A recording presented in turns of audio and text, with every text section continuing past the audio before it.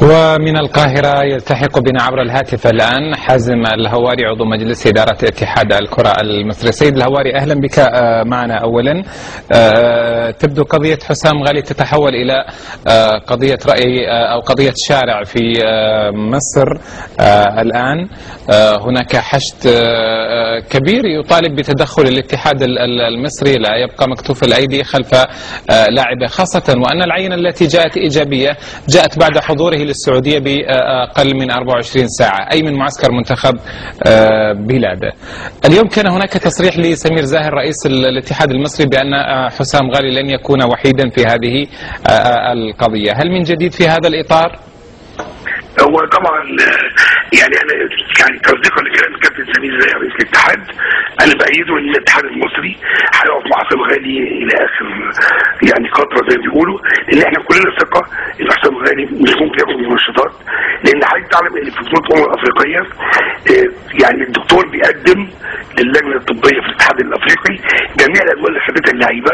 نعم. وفي كل مباراه بيقدم شيت كده في الادويه اللي خدوها، والادويه اللي خدوها والاستراتيجيه بتاعت احمد ماجد هو بيقول كلها غير محظوره طبيا بهذه المنشطات، واحنا متاكدين ان حسام غالي ما خدش اي نوع من انواع المنشطات، واعتقد ان تحليل العينه الثانيه هيؤكد هذا. ولازم نعرف زي ما قال الدكتور احمد ماجد ما هي اسم الماده اللي بيقال ان هي منشطات اللي ظهرت في عينه حسام غالي، حتى نستطيع من خلال الجهاز الطبي عندنا في اتحاد الكوره ان يكون في رد مناسب. نعم. احنا متاكدين ان حسام غالي مش ممكن ياخد منشطات، واحنا مش هنسيبه زي ما كان قال الكابتن سمير، واحنا هنبحث طبعا على طول غدا كنا هنرسل حد مع حسام غالي عشان يتابع هذه العمليه او يحضر لو في اخذ عينه ثانيه لحسام غالي. نعم. في السعوديه ان شاء الله. نعم. سيد هواري، يعني الجلسه ستكون يوم السبت جلسه الاستماع، يعني معنى ذلك بان سيكون موفد من الاتحاد المصري لحضور الجلسه؟ بقول لحضرتك يعني هو كابتن سمير دلوقتي هيتعلم ان هو في سويسرا. نعم. عشان موضوع الجزائر، ولكن حصلت اتصالات النهارده وهتستمر بكره ان شاء الله، وهنخرج بقرار بكره ان شاء الله حتى بالتمرير في مجلس الاداره ان احنا نقف مع حسام غالي. طبعا ده شيء مفروغ منه، لكن ازاي هنبعت مين امتى الحاجات دي كلها هتقرر بكره ان شاء الله.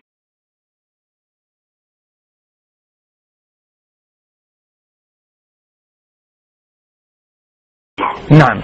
يعني هل من اتصالات بينكم وبين حسام غالي؟ هل طلبتم الاستماع إلى أحمد ماجد طبيب المنتخب المصري؟ اكيد طبعا. الدكتور احمد ماجد هو الطبيب المسؤول عن منتخب مصر، والدكتور احمد ماجد على فكره يعني ده دكتور مش صغير، ده الدكتور بقاله طبيب المنتخب من سنه 89 بقى 21 سنه، وهو خد بالك عضو اللجنه الطبيه في الاتحاد الافريقي، وراجل يعني عضو لجنه المنشطات، وراجل بيروح يكشف كتير جدا في مباريات بيستدعي الاتحاد الافريقي عشان يحل المنشطات، فهو راجل على درايه كامله بهذا الموضوع.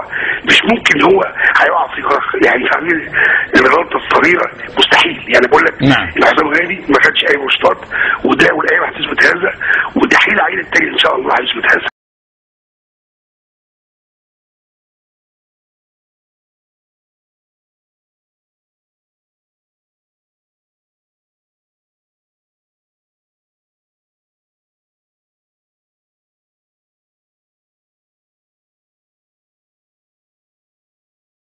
نعم. يعني سيد هواري عفوا، لماذا أنت متأكد يعني إلى هذا الحد؟ يعني أنت سمعنا الدكتور ماجد قال بأن حسام غالي أخذ مضاد حيوي. تعرف أن بعض يعني أو المضاد الحيوي يدخل في يعني مكوناته بعضها منشط. ده حضرتك برضه انا قلت حضرتك ايه؟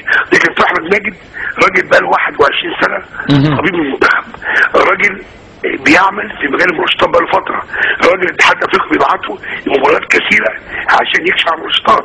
نعم. فهو راجل يعلم، عنده الجداول زي ما بيقولوا، انا مش دكتور لكن اعلم، عنده جداول طبيه تقول لك هذا العقار فيه منشطات او ما فيهوش، هذا العقار فيه منشطات بنسبه مسموح بيها ولا لا. راجل مش صغير، دكتور كبير وعارف هذا الكلام. نعم. فالكاس هذا العقار هو زيثروماكس اللي قال الدكتور احمد ماجد، هو راجل يعمل كده اداء اللعيبه كتير جدا لما يكون عندهم ادوار يعني تستحق.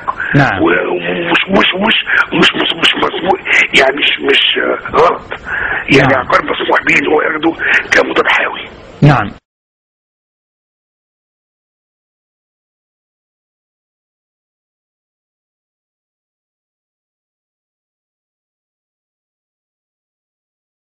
يعني لو ثبتت هذه العينة، أقول افتراضيا، هل يخدش هذا يعني في المنتخب المصري الفائز بكأس أفريقيا الأخيرة؟ يعني يسرع النتيجة يعني؟ نعم. لا انا ما اعتقدش، انا اعتقد ان حسب معلوماتي ان العقوبه بتبقى للفرد او للشخص اللي عمل. لا اتحدث ليس على المستوى الرسمي، اتحدث على السمعه، على مستوى السمعه.